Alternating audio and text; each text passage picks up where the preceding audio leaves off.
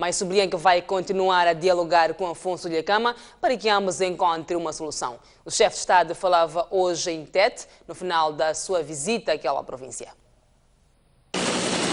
Último dia de julho, último dia de trabalho de Filipe Nyusi na província de Tete. Milhares de populares de todas as faixas etárias juntaram-se no aeroporto de Xingoze, na cidade de Tete, para a recepção do mais alto magistrado da nação. A temperatura era escaldante, como é normal desta cidade, mas o clima esteve mais quente ainda, diga-se passagem, com o calor humano que se viveu esta sexta-feira neste ponto do país.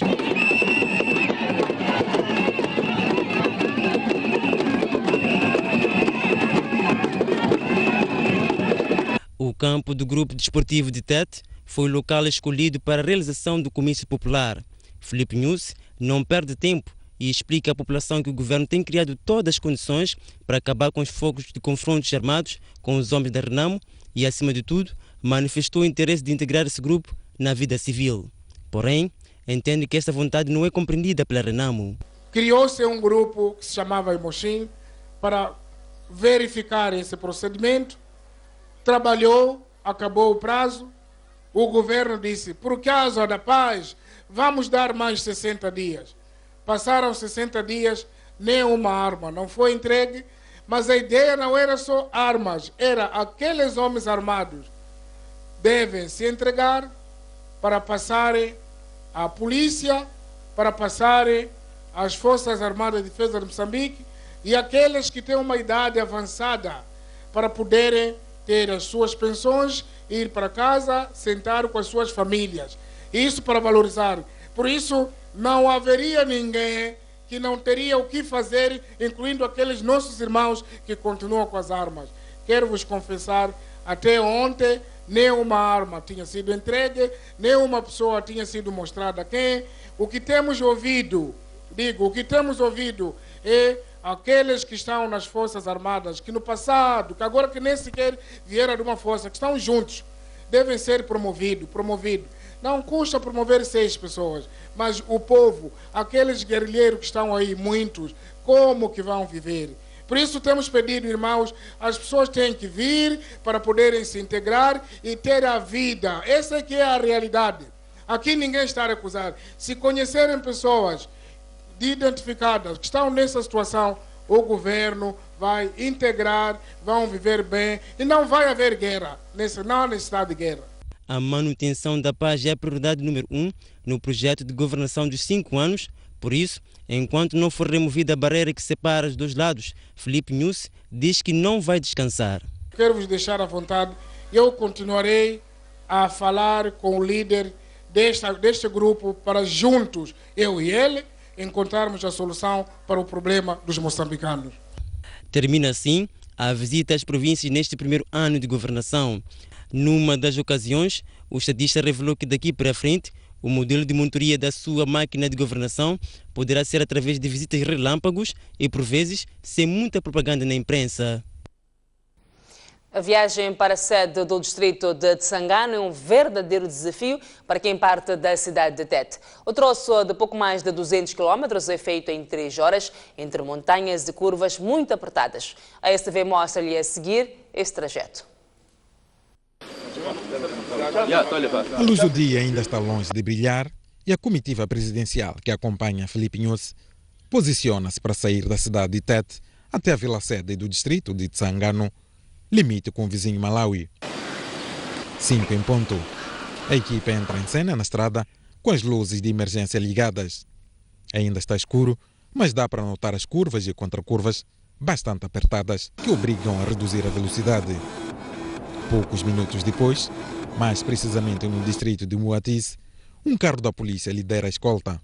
Afinal de contas, Tsangano é notícia nos últimos dias devido aos ataques supostamente levados a cabo pela Renamo. O dia vai ganhando luz. Aqui já é possível ver com mais precisão que a estrada é perigosa. São muitas curvas que exigem a atenção redobrada do condutor. As subidas e descidas acentuadas durante quase todo o troço testemunham tratar-se de uma zona montanhosa. Anda-se pela estrada alcatroada, mas também pela terra batida, que perante a violência das rodas dos carros reage com uma nuvem de poeira e reduz a visibilidade do automobilista. A atenção tem que ser redobrada nesta hora para evitar acidentes de percurso. À medida que se vai aproximando da Vila Sede, umas casinhas dispersas entre as elevações juntam-se à paisagem. Disse que o distrito é altamente produtivo e tem um clima que aceita culturas que habituamos ver no estrangeiro. Mas a verdade é que ao longo da viagem pouco se vê de uma agricultura que justifique esse estatuto. A viagem até a Vila Sede do distrito de Tsangano durou 3 horas, num percurso total de 209 quilômetros. Tsangano está numa zona montanhosa. Aqui, precisamente onde estamos, a altitude é de cerca de 1.630 metros, o que significa que a temperatura é muito baixa. É normal a cidade de Tete estar a viver 40 graus e aqui a temperatura rondar 0 graus. Não é o caso que estou assim agasalhado. Eu sou professora nos dias que faz muito frio, muitas vezes cai geada e as crianças vêm com muito sacrifício na escola, principalmente o período de manhã. Sim. E às vezes apanha-se todo o capim, parece que estendeu-se farinha quando cai geada. Todos aqui do Tsangano, sempre. Frio quando acabar, vamos ficar muito bem. Atrás destas montanhas é o vizinho Malawi. E precisamente aqui onde estamos, a população diz que nunca sequer viveu situações de deslocação para o outro ponto por causa de confrontos entre os homens armados da Renamo e as tropas governamentais. Eu ouvi isso com algumas pessoas, alguns colegas, a dizer que uma parte da população daquela área movimentaram-se para o vizinho Malawi. Agora não sei se isto é real ou é mentira. Temos lá alguns colegas da educação, um e outro também quase confirmou essa situação de que a população daquela área, muitos estão a ser amedrontados e estão a fugir para o vizinho Malawi. Muitas das vezes podem ser boatos, porque nós estamos aqui, não é aqui na sede, é lá, na outra zona aí, onde está a base da Renamo. Sim. Aqui nunca houve confusão? Aqui na sede nunca houve confusão. Não houve situação de as pessoas saírem para irem fugir até Malawi? Não, nunca. Aqui no Tsangano, estamos vivos muito bem. Onde costuma haver confusão? Sim. E onde que costuma haver esse problema de disparar? Parece numa estrada grande aí, quase a Chibaene. É uma distância daqui de Tsangano. Aqui. Enfim, é de tudo isto que é feito Tsangano. O presidente do MDM, David Simão, reuniu hoje em Maputo os 17 deputados da sua bancada na Assembleia da República. Na agenda estava a análise da situação política e social do país, tendo deixado no final as principais preocupações do seu partido. Nos preocupa como partido político e principalmente como moçambicanos a situação de inquietações e movimentações militares. Há um sentimento de que cada um procura se posicionar e no fim do dia são vidas humanas e nós queremos evitar que haja perca de vidas humanas. Também vamos aproveitar essa oportunidade para discutir a situação econômica que o país vive. Sabemos que de fato o nosso país atravessa uma situação cambial extremamente complexa, há falta de dinheiro. E eventualmente pode-se colocar uma questão em que será que os funcionários públicos terão os seus ordenados nos futuros meses ou não. Portanto, esta é uma preocupação, há falta de moeda nos bancos em Moçambique. A nossa outra preocupação é de facto averiguarmos as situações da EDM, a situação de Matu, como é que o MDM pode, junto e usando a força dos deputados, o regimento e as competências que tem, no sentido de participarmos e encontrarmos soluções atinentes a resolver e a reduzir essas inquietações que naturalmente trazem déficit aos nossos moçambicanos. O Comando-Geral da Polícia da República de Moçambique reintegrou hoje um elemento das forças residuais da Renamo. A cerimónia bastante concorrida foi dirigida por Jorge Callow, comandante-geral da PRM. Trata-se de Abílio Fontes Muquepa, antigo guerrilheiro da Renamo, que foi patenteado adjunto superintendente da Polícia da República de Moçambique. Na ocasião, Muquepa fez o juramento de servir fielmente à pátria e o Estado moçambicano. Dedicar todas as minhas energias ao serviço do povo moçambicano. Na patente do adjunto do superintendente da Polícia, que me é atribuído. O comandante-geral da Polícia da República de Moçambique, Jorge Callau, disse que a cerimônia reveste de grande importância para a consolidação da paz no país. Acabamos de dirigir uma cerimônia importante na Polícia da República de Moçambique, no contexto da paz em Moçambique, no contexto de pacificação do nosso país, no contexto do apelo do nosso comandante em chefe das Forças de Defesa e Segurança, presidente da República, Filipe Jacinto Nyusi, que tem estado a fazer apelo à pacificação, à paz no país, convidando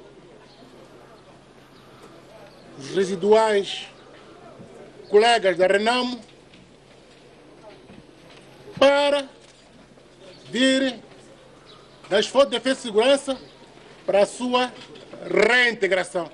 Por seu turno, Abílio Fontes Muquepa disse que decidiu integrar-se na polícia de livre e espontânea vontade e que existem muitos colegas que pretendem o fazer. O seu partido sabe desta cerimônia?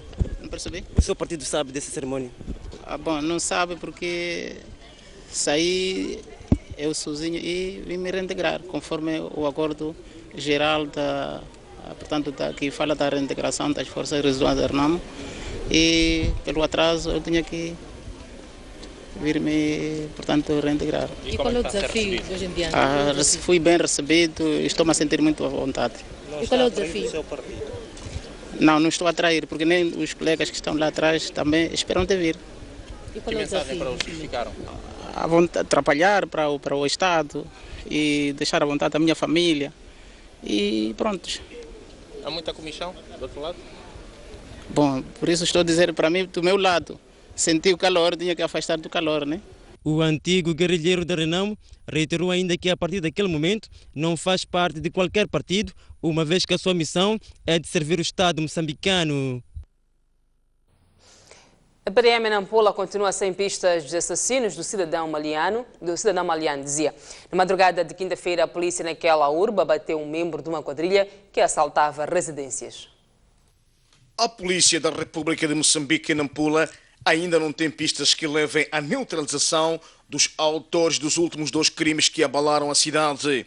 Contudo, Sérgio Mourinho, porta-voz do Comando Provincial da PRM, garante que trabalhos de investigação decorrem com vista ao esclarecimento dos casos de baleamento mortal do cidadão maliano, como também do corpo dissipado, cujos braços foram encontrados abandonados numa lixeira no bairro de Napipini semana passada. A polícia está a trabalhar, como deve calcular. O trabalho investigativo é complexo e a complexidade da mesma dita que temos que ser mais atentos e temos que analisar diversos detalhes. Estamos a trabalhar e em tempo oportuno iremos chamar a imprensa para esclarecer esse caso. Na madrugada da última quinta-feira, os homens da Lei e Ordem atingiram 2 integrantes de uma quadrilha, de onde um veio a perder a vida quando procuravam assaltar 2 residências no bairro de Namticliua. Dada a pronta intervenção da polícia, os malfeitores não conseguiram se apoderar dos bens que já se encontravam a ser transportados. Um alerta para a equipa de patrulha afeta a 4ª esquadra que esteve de serviço. Essa mesma equipa prontamente fez ao local e conseguiu colocar-se em perseguição à referida quadrilha. Dessa operação resultou no alvejamento de 2 pessoas, que não resistiu, acabou perdendo a vida, e outro, mesmo depois de ter sido alvejado, acabou colocando-se em fuga, estando, portanto, em parte incerta. Felizmente, a PRM conseguiu a tempo evitar que eles subtraíssem diversos bens. Estavam no processo de transporte dos mesmos, destaco congeladores, televisores, e arrombaram a porta de uma forma extraordinária, partindo a mesma. Estes modos operantes são um bocado preocupantes para a PRM. A polícia acredita que o outro integrante do grupo, que se escapuliu depois de ter sido alvejado, poderá procurar os serviços de saúde numa unidade sanitária, daí que pede a colaboração de todos na localização deste indivíduo. A variação de fiscalização do Conselho Municipal destruiu uma casa de um cidadão que ocupou de forma ilegal um terreno numa zona proibida. Maurício Fábula é o cidadão que quis, ao seu belo parecer, construir sua casa neste espaço proibido pelo Conselho Municipal. Trata-se da zona de Tecan, localizado próximo ao bairro Padeiro, local em que uma semana atrás, grupo de populares tentou, sem sucesso, ocupar esta zona. De paciência, né? Porque este lugar não é um lugar propício para a construção de casa. E o presidente pediu para que um dia ele vai reunir com a população deste lugar, porque nós temos um plano de estrutura, né? Queremos ver os limites da cidade de Quelimane. Sendo assim, nós não vamos permitir com que as pessoas possam construir as suas casas nesse lugar, né? Então, se tiver dificuldade de terreno, é melhor dirigir-se ao Conselho Municipal, onde tem lá um presidente que juntos vão conversar e aí vocês vão ter um consenso. O que nós queremos é salvaguardar a sua vida, porque esse não é um lugar onde o senhor pode dormir aqui à noite sozinho. Há pessoas malignas que passam por aqui, vão te tirar a vida. Então, não fica bem. É melhor que o senhor tenha um pouco de paciência, né? Tenta cumprir com aquilo que são as regras da postura municipal. Mas mesmo assim reagiram mal, porque nem todos os bairros são assim. Mesmo nós, onde nascemos, a pessoa vai construir no coisa no mato, e é ali onde começa o quê? Começa o outro bairro. Tá, e quem podia ser o primeiro? Mas é preciso seguir os parâmetros legais. A documentação... Documentação, mas eu fui oferecido. E eu era o último dinheiro que eu tinha. Eu tinha que primeiro pôr a minha sombra, depois tratar disso. Tá bom, agora já me vem, me destrui e assim já me deixam desgraçados assim. Das próximas vezes fala com o seu... E eu também já estou cansado de alugar também. Maurício Fábula teve a oportunidade de passar apenas uma noite depois de construir a sua casa neste local. A recolha deficiente do lixo está a deixar os moradores da Avenida Paulo Samuel Cancomba, no centro da cidade de Quelimane, revoltados com a idilidade de Manuel de Araújo. Nesta avenida, o lixo chega a ficar perto de uma semana sem ser removido pelos funcionários da empresa municipal de saneamento.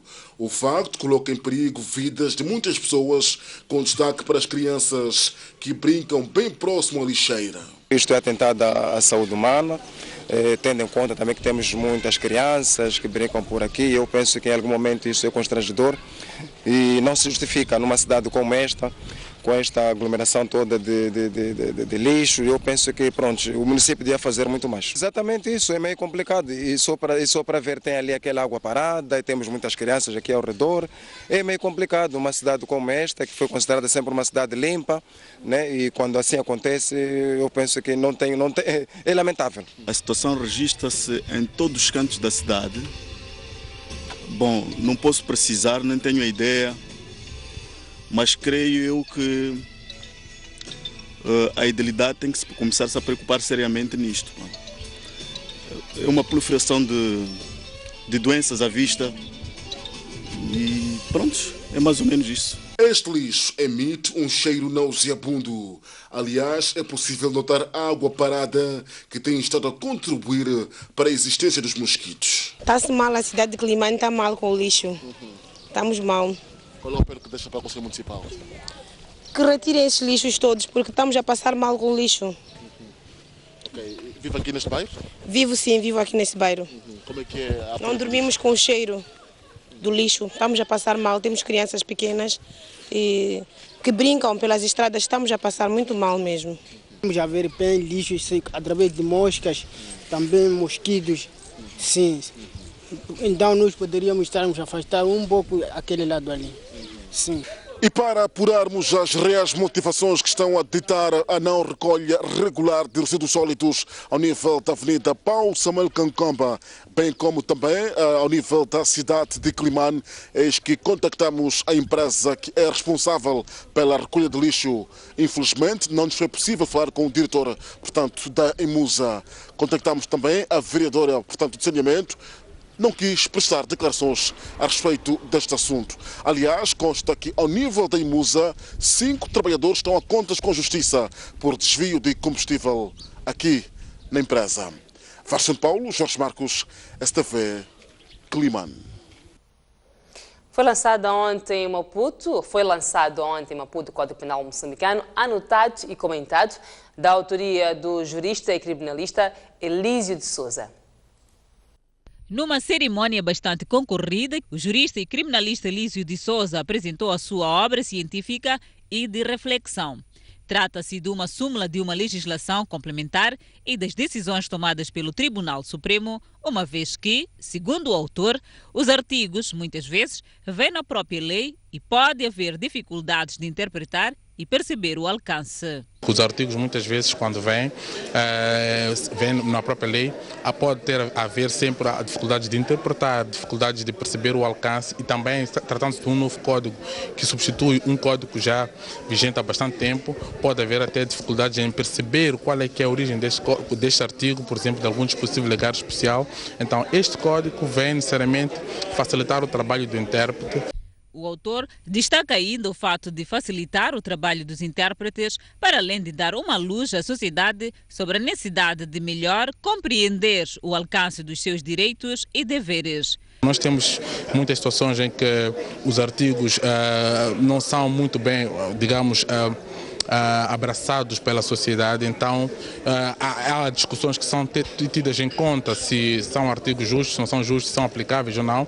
Então este código vem trazer a lume essas discussões todas para poder eventualmente chegar-se a ter eventualmente uma melhor interpretação, e acaba também ajudando os próprios operadores de justiça, falo dos juízes, dos procuradores, dos advogados e de outros demais, até polícias e tal, quando estes interpretam, portanto, o código para não terem algum tipo de decisões muito destoadas. Elísio de Souza é jurista e perito na matéria de legislação moçambicana, tendo sido procurador em Manica. O Tribunal Supremo anunciou a 1 de julho de 2015 a entrada em vigor do novo Código Penal em substituição do secular. Um código muito elogiado, mas também criticado primeiro pelo desconhecimento da sua verdadeira data de entrada em vigor e depois pelo fato de não ter sido aprovado o Código do Processo Penal. Segundo Edson Macuaco, presidente da chamada primeira comissão, o processo vai obedecer uma auscultação à escala nacional, tendo como finalidade produzir uma proposta consentânea com a realidade do país. A metodologia que vamos prosseguir será de participação e inclusão de todos os segmentos da nossa sociedade. Queremos que no processo da elaboração, no processo da revisão do Código do Processo Penal e do Código de Execução de Penas, haja participação ativa de vários segmentos que, direto ou indiretamente, participam no processo da administração da justiça. O Código do Processo Penal é um instrumento fundamental para viabilizar a implementação do Código Penal, que entrou em vigor no mês de julho. Aliás, enquanto o Código do Processo Penal não for aprovado, as penas alternativas à prisão ficam suspensas. Por isso, a primeira comissão define a sua elaboração com caráter de urgência. É uma matéria urgente. Nós temos consciência de que há uma grande expectativa ao nível da sociedade em geral e da comunidade jurídica em particular, e é por isso mesmo que a primeira comissão lança-se claramente para este grande desafio e desde já abre as portas para receber todas as contribuições de todas as entidades públicas e privadas interessadas na matéria. Não vamos aqui adiantar datas em termos de conclusão do processo, mas nós vamos trabalhar para que quanto mais cedo possível o trabalho possa ser concluído. A nossa expectativa é que ao longo do próximo ano possamos eventualmente ter um trabalho já em condições de poder ser depositado para posterior agendamento e apreciação pelo plenário da Assembleia da República. A problemática da malnutrição no país continua a dominar a agenda da visita da primeira-dama ao Brasil. Ontem, o diretor do Centro de Excelência contra a Fome apelou ao governo moçambicano a ser mais ousado no combate à desnutrição. O diretor do Centro de Excelência contra a Fome do Programa Mundial de Alimentação, Daniel Balaban, recebeu a delegação do gabinete da primeira-dama moçambicana e explicou os pilares necessários para combater a fome. O responsável disse que as políticas já existentes em Moçambique representam um passo importante, mas defende que o governo deve ser mais ousado. Quando nós temos vontade política de criar uma política nacional, um programa de desenvolvimento, é mais fácil, já começa a funcionar esse programa. Nós temos que trabalhar intersetorialmente, ou seja, todos os ministros têm que trabalhar de uma forma coordenada, trabalhar em conjunto para que a população consiga receber e participar dessas políticas. Então é muito importante que essa experiência que acontece hoje no Brasil sirva também de inspiração ao governo de Moçambique para que ele continue nesse caminho de criação de políticas nacionais de alimentação escolar, porque são muito importantes, porque as crianças recebem os alimentos, vão à escola, são bem alimentadas e eles serão os líderes futuros dessa nação. Balaban disse ainda que dar comida a crianças nas escolas é um passo fundamental para, a longo prazo, alargar a classe média de um país, fator imprescindível para o desenvolvimento. Estas lições foram apreendidas pelo gabinete da primeira-dama.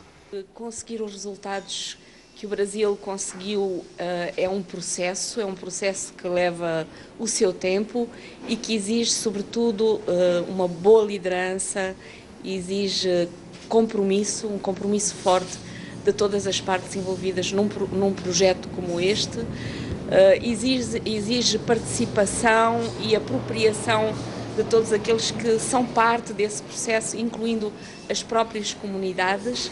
No Brasil, 45 milhões de crianças, o equivalente a quase o dobro da população moçambicana, recebem diariamente alimentação nas escolas e restaurantes comunitários.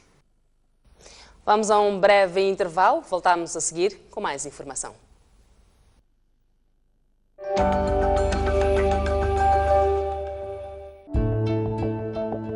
A atividade turística em Moçambique contribui apenas 7% para o PIB, face a 8,6% da média regional e 9,8% da média mundial.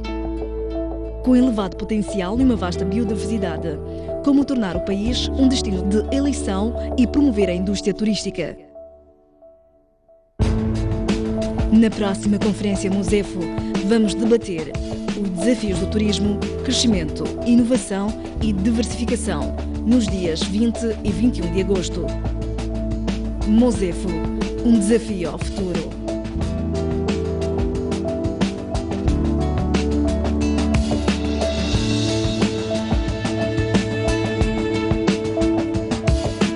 Por ocasião dos 40 anos da independência nacional, a STV leva a cabo uma programação virada à reflexão em torno da efeméride, porque um país sem história é um país sem futuro. Éramos competitivos. Nós temos que reconhecer que fizemos alguns erros. A revisão curricular. Formação e carreira. Dentro do ciclo, não se deve chumbar. É preciso romantizar para poder atacar Matequenha que está lá. Como é que encarou, como é que sentiu a proclamação da independência? Grande energia. Era o fim do colonialismo. Nós fomos portugueses, nós cantávamos o hino nacional, Heróis do Mar. A governação nos primeiros anos da independência foi baseada o mais possível no conhecimento que era possível ter naquela altura. Os primeiros homens treinados num país de leste foram treinados na União Soviética e eram em número de 5 pessoas normais, quando na Argélia tinham sido cerca de 250.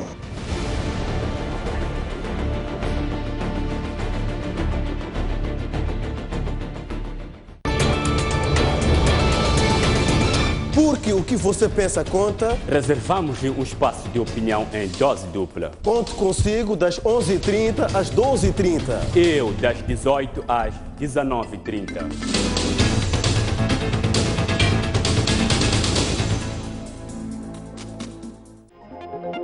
Já pode ler o jornal O País quando quiser e onde estiver.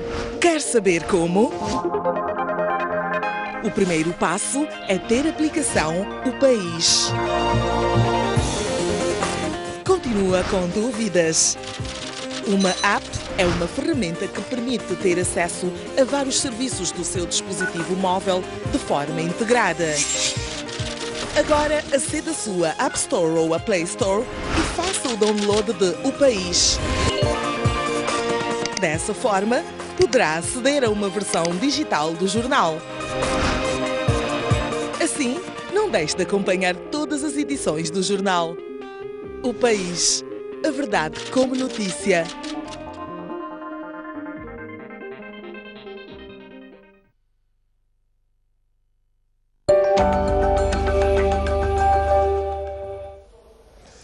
Terminou esta sexta-feira a visita da primeira-dama ao Brasil. Isa Aranhoso fez um balanço positivo e diz que daqui para frente a missão será procurar mecanismos para adequar a realidade moçambicana às lições aprendidas naquele país. Considero que o balanço é preliminar, talvez depois de poder entrar em ação e ter resultados bons, poderia considerar o balanço definitivamente positivo. Devemos ver o que é a realidade, alguns projetos que já nos tinham sido oferecidos ou comentados lá no nosso país. Então achamos que não gostaríamos de implementar sem vermos em loco o que é que se tem estado a fazer.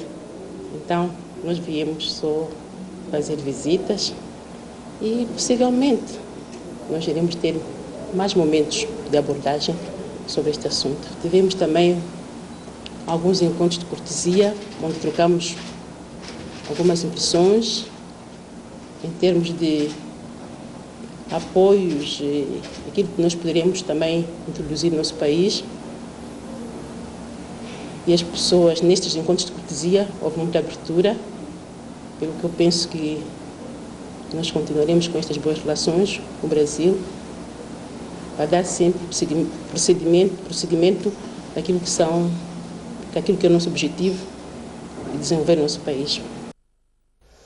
O setor privado de Nampula é desafiado a ser mais inovador e ousado na identificação de oportunidades de investimentos que tragam progresso e desenvolvimento para aquela província. O apelo foi feito durante a realização da Conferência Provincial do Setor Privado. O setor privado na província de Nampula é chamado a dar o seu contributo na realização da economia da província. As várias personalidades presentes na Conferência Provincial do Setor Privado, realizada quarta-feira em Nampula, defendem que o empresariado deve ser mais ousado, corajoso e inovador. A inovação é a ferramenta específica dos empreendedores, o meio através do qual eles exploram a mudança como uma oportunidade para o negócio ou serviço e gera mais emprego para a sociedade. Entretanto, para que a inovação floresça, é necessário que haja um clima propício para o efeito, como infraestruturas, quadro legal favorável, massa crítica laboral e consumidores. O governador da província de Nampula, Vítor Borges, presente no encontro, comunga da mesma opinião, mas considera ser necessário que haja desenvolvimento humano e social. Tem que haver desenvolvimento humano e social. Realmente, eu e os meus colegas membros do governo também pensamos da mesma maneira. Com inovação, com ousadia e com coragem, podemos fazer transformação, podemos promover a transformação e essa transformação depois desembocar no progresso e no desenvolvimento. Realmente, a Coreia do Sul é um dos exemplos. Não tem muitos recursos, nós temos muitos. Mas, ainda que haja desenvolvimento humano e social, esse desenvolvimento será operado se houver emprego, se houver produtividade e se houver competitividade. Ou seja, tem que haver produção. Para haver emprego tem que haver produção. E para haver produção tem que haver empresariado. De micro, pequena, média e grande dimensão. A província de Nampula constitui 11% do território nacional e contribui com cerca de 15% no produto interno bruto, uma posição considerada não encorajadora. Entretanto, o desafio neste momento é Nampula voltar a se destacar no PIB nacional, onde há tempo chegou a uma participação de cerca de 20%. A província de Nampula a perspectiva criar este ano 36 mil postos de trabalho através do projeto Mais Emprego, financiado pela Organização Internacional do Trabalho e será desenvolvido por pequenas e médias empresas. A taxa de desemprego na província de Nampula ronda os 24%, de acordo com Arménio Omo, diretor provincial do Trabalho, Emprego e Segurança Social. Esta percentagem é vista como estando ainda longe de satisfazer as expectativas de empregabilidade.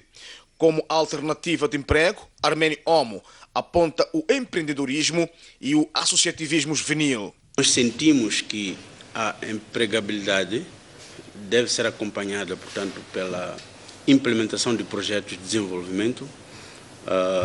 Nós também pensamos em apostar no empreendedorismo com enfoque para o surgimento de pequenas e médias empresas, o associativismo com enfoque para as associações juvenis e de mulheres. Portanto, estas é que são as alavancas para a criação do emprego na província. Estamos, neste momento, a dirigir nossas atenções para os distritos.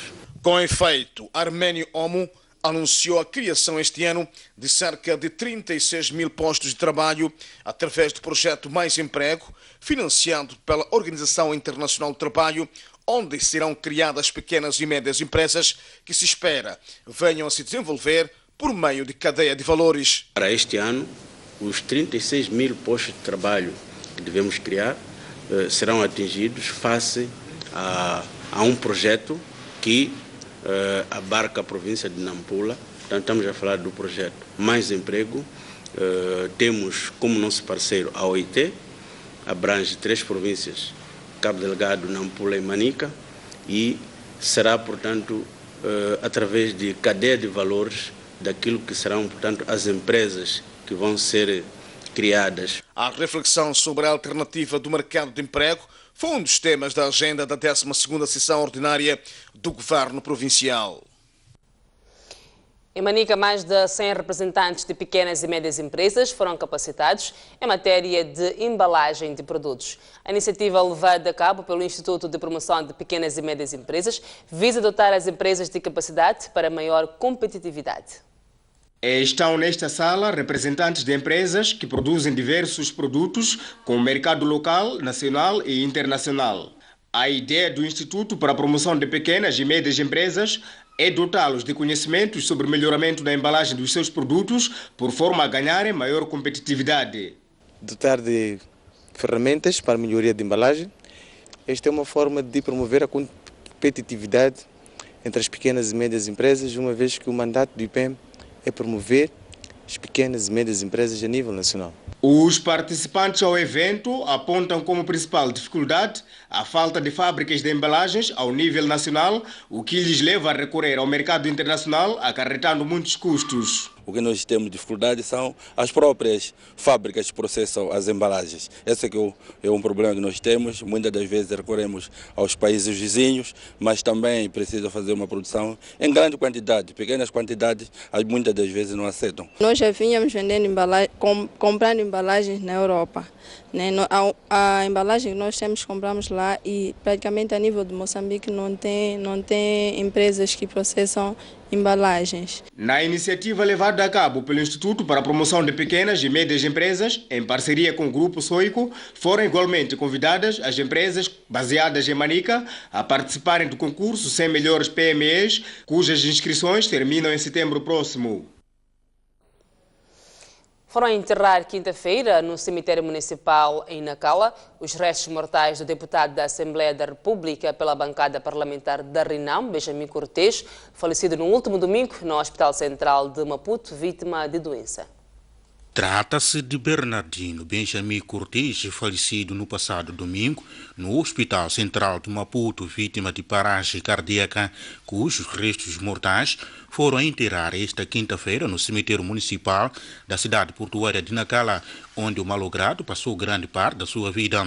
Aliás, estiveram na cerimônia do último adeus do Benjamin Cortes, representante do governador de Nampula, administrador de Nacala e o edil local, para além de familiares e amigos, incluindo membros do seu partido e das outras forças políticas representadas na chamada Casa do Povo. Orientações foram dadas para que fizesse de tudo da parte do partido Renamo para que fosse evacuado para o exterior. Entretanto, durante as exéquias fúnebres do Benjamin Cortes, que cumpria o seu primeiro mandato na Assembleia da República, foram lidas várias mensagens, todas descrevendo a vida e a obra do malogrado que desempenhou várias funções no país, incluindo dentro do seu partido Renamo, onde chegou a ocupar os cargos do delegado político distrital de Nacala e provincial de Nampula por várias vezes. Em 2005 passou a exercer a função de delegado político provincial de Nampula, função que viria a renovar em 2013. Nampula perdeu um quadro, um filho, um pai, um irmão, um amigo e um conselheiro. Não nos preparamos para ver o nosso colega Cortes partir. O seu desaparecimento físico deixou um vazio irreparável no nosso seio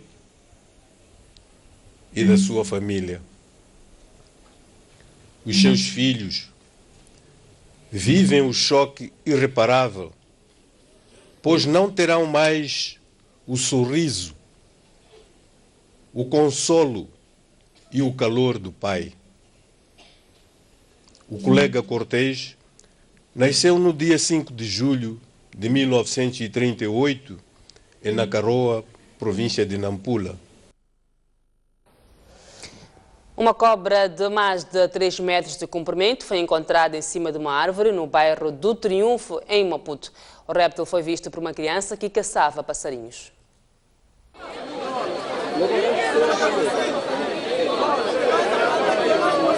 Ninguém sabe ao certo como a cobra teria aparecido em cima da árvore e dentro de um quintal totalmente vedado no bairro Triunfo. Segundo testemunhas, a cobra foi vista por volta das 14 horas por um rapaz que caçava passarinhos no local. A polícia fez-se ao local, mas não tinha meios para retirar o animal da árvore. Foi assim que foi chamado o ambientalista Carlos Pereira para retirar a cobra com vida, mas a missão mostrou-se dura e sozinho não seria capaz de remover a jiboia.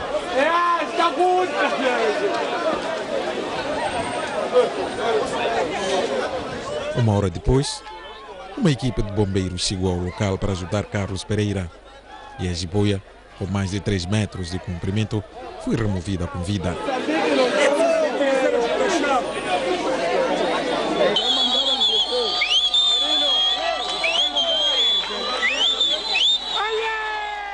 Carlos Pereira diz que é anormal que um animal deste apareça nestes locais.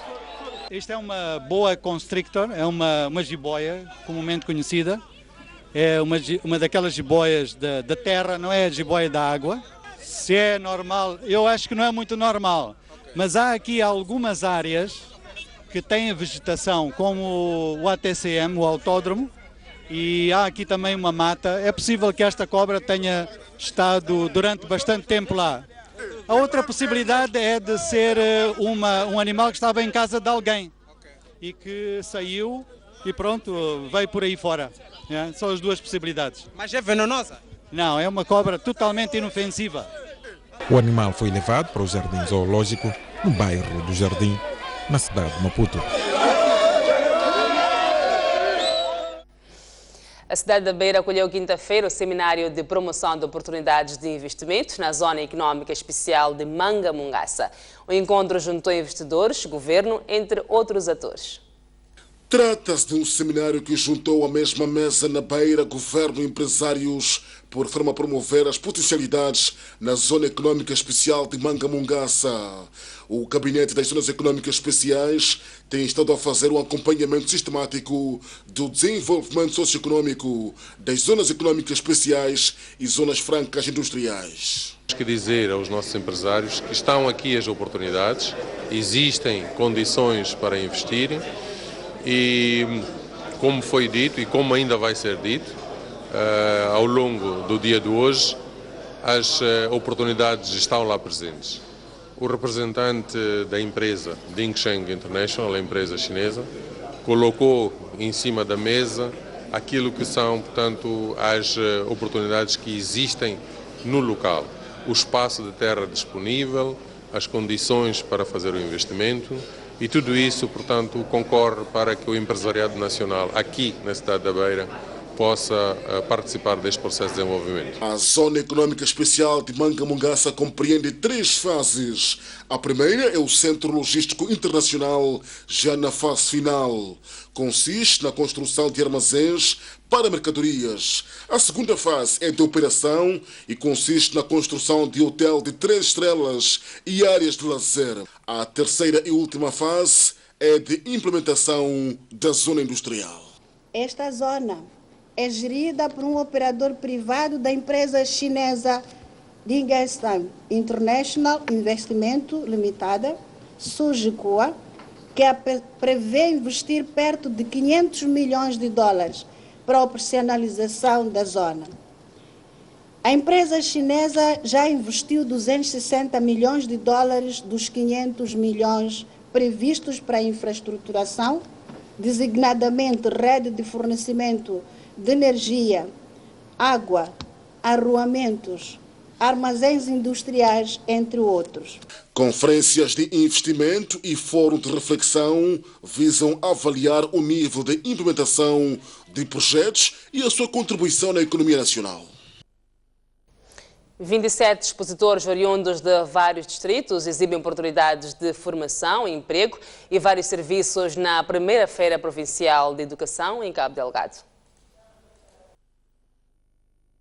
Depois de Maputo, Beira e Nampula, a Comunidade Académica para o Desenvolvimento está a organizar a Feira Provincial de Educação em Cabo Delgado. O objetivo da iniciativa, que contou com a participação da Autoridade Tributária, que atribuiu NUITs aos participantes, é inspirar os jovens através das amostras patentes sobre formação profissional e dicas de emprego. É uma feira de amostras sobre as oportunidades de formação na província e também a possibilidade que os estudantes podem ter de encontrar cá vários serviços oferecidos também por instituições da província, como a Autoridade Tributária, que está a atribuir NUITs, a DIC sobre a questão dos bilhetes de identidade, empresas de recrutamento que estão a fazer a seleção e recrutamento, mas também estão a dar palestras e mostrar aos estudantes como se apresentar, por exemplo, para um primeiro emprego, como elaborar currículos. E temos também o INDAF que está a fazer também a recolha de dados para a base de dados para o emprego. Para o Governo Provincial de Cabo Delgado, esta iniciativa vem alavancar os esforços das autoridades na promoção da formação e emprego. Pensamos que durante os 2 dias esta feira vai ser uma feira aglutinadora, portanto, de jovens e pensamos que vamos atingir os objetivos que pretendemos. A Feira Provincial de Educação de Cabo Delgado tem duração de 2 dias, devendo terminar esta sexta-feira. O primeiro-ministro grego Alexis Tsipras propôs quinta-feira ao Comitê Central do Syriza a organização de um congresso extraordinário em setembro. Tsipras acredita que o partido poderá, assim, debater a estratégia partidária a adotar no futuro, devido às condições impostas pelos credores durante as negociações para um novo resgate à Grécia.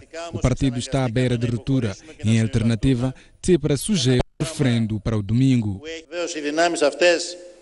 Somos o primeiro governo da esquerda após a Segunda Guerra Mundial. Ou é apoiado pelos deputados da esquerda, ou cairá por causa dos legisladores da esquerda porque, na opinião deles, deixou de ser de esquerda, disse o primeiro-ministro grego. A falta de consenso dentro do partido de esquerda radical pode pôr em causa o acordo conseguido a 13 de julho em Bruxelas com a Comissão Europeia, o Banco Central Europeu, o Fundo Monetário Internacional e o Mecanismo Europeu de Estabilidade. A sugestão da esquerda é de que o Syriza abandone de imediato as negociações, uma vez que vão contra a política anti-austeridade que defende.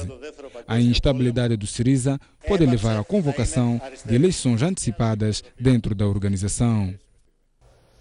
O reforço da presença policial e da segurança nas fronteiras não desencoraja os milhares de imigrantes, na maioria provenientes do continente africano, que rodeiam a entrada francesa do túnel sob o Canal da Mancha. Apesar das autoridades francesas terem enviado mais de 120 polícias para os arredores de Calais e de Londres ter anunciado um reforço de cercas no lado britânico do túnel, os imigrantes continuam empenhados em passar para a Inglaterra. O primeiro-ministro francês, Manuel Valls, frisou esta quinta-feira que a situação em Calais continua difícil e tem piorado desde o início de 2014 devido à chegada de imigrantes que atravessam o Mediterrâneo com a ajuda de redes criminosas que aproveitam a instabilidade na Líbia. Hoje, existem cerca de 3.000 imigrantes em Calais que arriscam a vida para chegar à Inglaterra. A Comissão Europeia classificou de bastante grave a situação no lado francês do túnel. Desde o início de junho, 10 pessoas perderam a vida e nas últimas noites, as autoridades francesas interceptaram a um ritmo regular centenas de imigrantes que tentavam a todo custo atravessar ilegalmente para a Inglaterra. Será eleita e anunciada ainda hoje em Kuala Lumpur, na Malásia, a sede dos Jogos Olímpicos de Inverno de 2022. A controvérsia está a rodear a escolha do Comitê Olímpico Internacional entre as duas únicas cidades na corrida, nomeadamente Almaty, no Cazaquistão, e Pequim, na China. O dinheiro não parece ser problema para as duas candidaturas, mas as condições do Almaty é um paraíso para os desportos de inverno e neve é uma coisa que, à partida, não irá faltar na maior cidade do Cazaquistão e sede financeira do país. Rodeada por montanhas de 4.000 metros, Almaty perdeu os Jogos de Inverno de 2014 para Sochi, na Rússia, mas volta à carga com a esperança de ser eleita. A falta de neve pode ser, no entanto, um problema em Pequim. As autoridades chinesas já garantiram, no entanto, terem capacidade para produzir boa neve artificial se for necessário. Depois de já ter organizado as Olimpíadas de Verão em 2008, a capital da China tem o objetivo de se tornar na primeira cidade-sede a receber as duas versões olímpicas da era moderna, se for agora a escolhida para os Jogos de Inverno. Intensifica-se a caça ao voto para a presidência da Federação Moçambicana de Futebol, cujas eleições estão agendadas para 17 de agosto próximo. Alberto Simango Júnior, um dos 4 concorrentes, escalou a província de Manica quinta-feira e prometeu fazer de tudo para a sustentabilidade dos clubes. O atual presidente da Liga Moçambicana de Futebol e candidato à presidência da Federação Moçambicana daquela modalidade, Alberto Simango Júnior, juntou à mesma mesa esta quinta-feira em Chimoio representantes de clubes baseados nesta parcela do país, atletas e técnicos desportivos, onde prometeu, em caso de ser eleito, além de formação em todos os escalões, apostar na sustentabilidade dos clubes. E que os dirigentes dos clubes, em algum momento, têm que sentar na mesa para discutir estratégias para que o clube se torne de facto sustentável. Os nossos clubes hoje em dia estão numa situação de falência total ou falência técnica. Você faz um jogo, amanhã já não tem dinheiro, tem que ir num chapa ou numa carrinha aberta para ir fazer um jogo em Gondola, para ir fazer um jogo em Barro. Ou vontade do chapeiro que vai entulhar os jogadores lá para poderem jogar e se equipam ao relento, nem balneários têm. Moçambique, 40 anos independente. Nós do futebol temos a solução. A solução está conosco. Nós é que temos que buscar a estratégia de corrigir, inverter a situação. Depois de Manica, Alberto Simango Júnior, que cumpre o seu segundo mandato na presidência da Liga Moçambicana de Futebol, segue a província de Sofala com o mesmo propósito de caça ao voto para as eleições à presidência do órgão mais alto do futebol moçambicano. Filipe Nunes critica a falta da abertura da RENAM para desarmamento dos seus homens, mas sublinha que vai continuar a dialogar com Afonso Dhlakama para que ambos encontrem uma solução.